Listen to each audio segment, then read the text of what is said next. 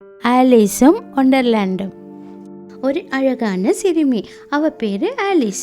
அவ தன் 2 சகோதரர்களோட ஸ்வீட்வில்லா கிராமத்துல வசிச்சு வந்தா. அவங்க வீட்டுக்கு பின்னால ஒரு அழகான வண்ணமயமான தோட்டம் இருந்துச்சு. அந்த தோட்டத்துல தான் தன் சகோதரர்களோட விளையாடுவா. அவ சோர்வானா மரத்தடியில உட்கார்ந்து ஓய்வெடுப்பா. ஒரு நாள் மரத்தடியில ஓய்வெடுக்கும் போது ஒரு வெள்ளை முயல் அவ பக்கமா ஓடிச்சு. அவ அதை பார்த்து ரொம்ப ஆச்சரியப்பட்டா. அதை பார்க்க ரொம்ப வித்தியாசமா இருந்துச்சு. அது மனுஷங்களை போல ஒரு மேலாடை போட்டிருந்துச்சு. அந்த மேலாடைக்குள்ள கையை விட்டு ஒரு கடிகாரத்தை எடுத்து ஏதோ முணுமுணுத்துச்சு. ஓ இல்ல இல்ல, எனக்கு தாமதமாகுது. அவ முயலை உத்து பார்த்துட்டு இருந்தா.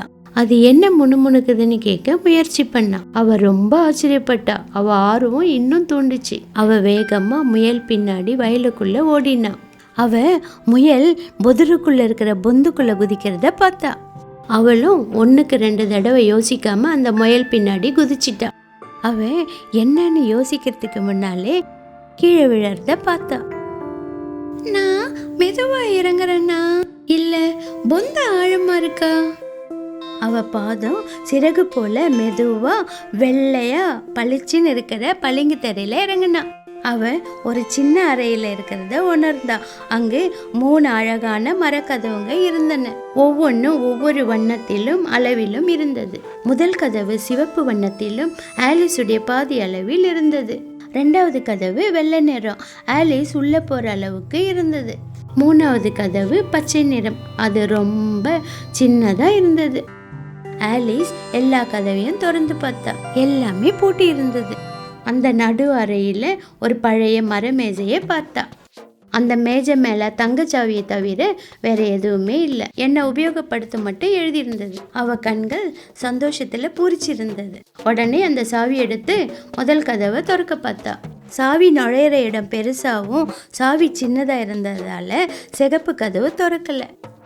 பிறகு வெள்ளை கதவை திறக்க பார்த்தா. அந்த சாவி வெள்ளை கதவுக்காக செய்யப்படலை. அப்புறம் அந்த சாவியை வச்சு பச்சை கதவை திறக்க முயற்சி பண்ணா. உடனே அந்த சாவி உள்ள நுழைஞ்சி பூட்டை திறந்துடுச்சு. ஆலிஸ் கதவை திறந்தா. அவ முட்டி போட்டு உள்ள என்னன்னு எட்டி பார்த்தா. யாரும் நினைச்சு பார்க்கக்கூடிய அளவுக்கு அந்த தோட்டம் அழகா இருந்துச்சு. அது அவளுக்கு அதிர்ச்சியாவும் ஏமாற்றமாவும் இருந்தது. நான் நினைக்கிறேன் இந்த கதவு வழியே போக முடியும். அவ மேஜை கிட்ட போனா. அவ நினைச்சா இன்னும் 2 கதவுக்கான சாவி கிடைக்கணும். ஆனா மேஜை மேல பச்சை வண்ணத்துல பளபளக்கிற ஒரு பாட்டில் இருந்துச்சு. அதுலேயும் ஒரு குறிப்பு இருந்தது, என்ன குடின்னு. அவளுக்கு சின்ன சந்தேகம். ஆனாலும் பச்சை கதவுக்குள்ள எப்படி போறதுன்னு யோசிச்சுட்டு இருந்தா. அத உடனே அவ குடிச்சா. அவளுக்கு உள்ளுக்குள்ள ஏதோ மாற்றங்களை உணர்ந்தா. அவளுக்கு அந்த அறை பெருசாகிற மாதிரி தெரிஞ்சிச்சு. ஆனா ஆலிஸ் தான் சின்னதா ஆனா. என்ன ஒரு வித்தியாசமான உணர்வு. அவளால அந்த பாட்டில கையில பிடிக்க முடியல. ஏன்னா அவ ரொம்ப குட்டி ஆயிட்டா. அவ முகம் பளிச்சுன்னு ஆயிடுச்சு. ஏன்னா அந்த பச்சை கதவுக்குள்ள நுழைஞ்சி அழகான தோட்டத்தை பார்க்க முடியும். அழகான தோட்டத்துக்குள்ள நுழைஞ்சா. அங்க எல்லா இடத்துலயும் சாக்லேட் மரங்களா இருந்துச்சு. எங்க பார்த்தாலும் டாஃபீஸும் கேண்டீஸுமா இருந்துச்சு. அப்புறம் அழகான மாம்பழ மில்க் ஷேக் நதியும் இருந்துச்சு. உயரமான மலை மேல அங்க இருக்கிற ஒரு வித்தியாசமான மரத்தை பார்த்தா.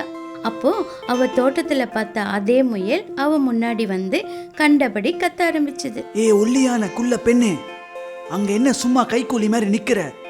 என் வீட்டுக்கு போய் என்னோட கை உரைகளை எடுத்துட்டு வா. எனக்கு தேநீர் விருந்துக்கு தாமதமாகுது. ஆமா ஆமா ஐயா, தயவு செய்து சொல்றீங்களா உங்க வீடு எங்க கண்டுபிடிக்கணும்னு? ஓ முட்டாள்தனமான சிறிய எலி, உனக்கு பின்னாடி இருக்க சாக்லேட் பள்ளிங்க பின்பற்றி போ. ஒரு சிறிய மலைக்கு மேல கேரட் போன்ற வடிவத்துல ஒரு கேக் இருக்கும். அதுதான் என் வீடு. வேகமா போ இங்க இருந்து. ஞாபகம் இருக்கட்டும், என் வீட்டுக்கு போய் நீ எதுவும் சாப்பிடக்கூடாது. இல்லனா நீ விளைவுகளை சந்திக்க வேண்டியது இருக்கும். ஆலிஸுக்கு அந்த சத்தம் பிடிக்கல. ஆனா அவ குழப்பத்தோடும் பயத்தோடும் எந்த பதிலும் சொல்லாம நேரா முயலோட வீட்டுக்கு போனா. அவன் தனது பணிப்பெண்ணோட தவறா நினைச்சிருக்கணும். அப்போ அவ அந்த வெள்ளை முயலோட சின்ன வீட்டுக்குள்ள நுழைஞ்சா. அந்த மேஜை மேல கையுறையும் அழகான கேக்கும் இருந்தது. பக்கத்துல இருந்த சீட்டுல என்ன சாப்பிடுன்னு எழுதி இருந்தது. ஆனா முயல் எதுவுமே சாப்பிடக்கூடாதுன்னு சொல்லிச்சு. நான் என்ன பண்றது? இந்த பூமி என்ன ஆக போகுது? நான் ஒரு வாய் சாப்பிட்றது நல்ல. சொல்லிக்கிட்டே அந்த கேக்கை சாப்பிட்டா. கேக்கு சாப்பிட்ட உடனே கொஞ்சம் கொஞ்சமா வளர ஆரம்பிச்சா. ஆனா அவ இருந்த உயரத்துக்கு இல்லாம இன்னும் வளர ஆரம்பிச்சா. வீட்டோட கூரைய முட்டுற அளவுக்கு வளர்ந்தா. அவளால நகர முடியாத ஒரே இடத்துல சிக்கிக்கிட்டா. ஐயோ, நான் மாட்டிக்கிட்டேன், யாராவது வந்து காப்பாத்துங்களே, தயவு செய்து வந்து காப்பாத்துங்களே. ஆலிஸ் வீட்டை உடைச்சிக்கிட்டு வெளியே வந்தா. அவளுக்கு ஒரே பயம் இருந்தாலும் இன்னைக்கு அவளுக்கு சாகசமான நாளா இருந்துச்சு. அவ உடனே ஓடி போய் கட்டைங்க பக்கத்துல இருக்கிற மஷ்ரூம் சாக்லேட் பக்கத்துல உட்கார்ந்தா. ஐயோ கடவுளே, என்ன நடக்குது? நான் என்ன தப்பு பண்ணேன்? நான் முதல்ல செய்ய வேண்டியது என்னன்னா, என்னுடைய உருவத்துக்கு நிரந்தரமா மாறணும். திடீர்னு வெட்டுக்கிளி மஷ்ரூம் பின்னாடி இருந்து வந்தது. ஓ பாவப்பட்ட சிறிய மாபெரும் பெண்ணே, என்னால உதவி செய்ய முடியும். நான் சொல்றத கவனமா கேளு. நான் கேட்கிற விடுகதைக்கு பதில் சொன்னா உனக்கு ஒரு வழி கிடைக்கும். சொல்றேன் கேளு. காகிதம் செய்வதற்கும் வெட்டுப்படுவேன், வீடுகள் கட்டுவதற்கும் நான் வெட்டுப்படுவேன். அது என்ன? நான் போயிட்டு வரேன் சிறிய மாபெரும் பெண்ணே. ஆலிஸுக்கு விடுகதை சொல்லிட்டு வெட்டுக்கிளி போயிடுச்சு. ஏய், எனக்கு என்ன பதில் சொல்லிட்டு போ. திடீர்னு அவளுக்கு ஞான மரத்தை பார்த்த ஞாபகம் வந்துச்சு. ஏய், எனக்கு பதில் கிடைச்சிடுச்சு. மரம் தான் அதுக்கான பதில் தெரிஞ்ச உடனே அவ மலை மேல இருக்கிற மரத்து முன்னாடி போய் நின்னா. ஓ, மிகப்பெரிய மரமே, தயவு செஞ்சு எனக்கு உதவி செய்வியா? என்னுடைய உயரம் எனக்கு கிடைக்க. கண்டிப்பாக என் அருமை ஆலிஸ், நான் தான் ஞானத்தின் மரம். எனக்கு எல்லாம் தெரியும். முதல்ல நீ மேட் ஹாட்டரையும் கிறுக்கு பிடிச்ச முயலையும் அவங்க வாழ்கிற இருட்டான காட்டுக்குள்ளே போய் நீ கண்டுபிடிக்கணும். அவங்க உன் வீட்டுக்கு போகிறதுக்கு உதவி செய்வாங்க. ஆனால் ஜாக்கிரதையாரு, அவங்க கொடுக்குற டீயை மட்டும் குடிச்சிடாத. அப்படி நீ குடிச்சிட்டன்னா அவங்க 2 பேர் மாதிரியே நீயும் பைத்தியமாயிடுவ. இந்த பழத்தை சாப்பிடு. அப்பதான் நீ உன்னுடைய உண்மையான உயரத்துக்கு வருவ.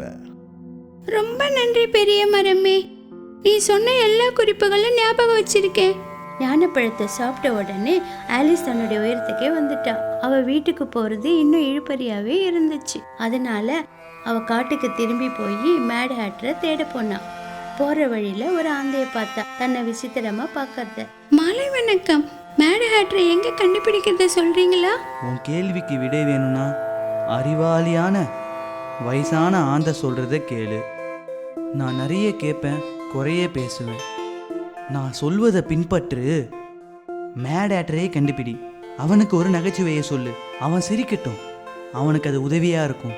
மேட் ஹாட்டர் கண்டுபிடிக்கிறதுக்கான ஒரு குறிப்பு கொடுத்துட்டு ஆந்தை பறந்துடுச்சு. நான் எதுக்கு மேட் ஹாட்டருக்கு ஜோக்கு சொல்லணும்? ஏய், இங்க எல்லாமே வித்தியாசமா இருக்கு. பரவாயில்ல, அந்த ஆந்தை காட்டின வழியிலே சரியா போகணும்.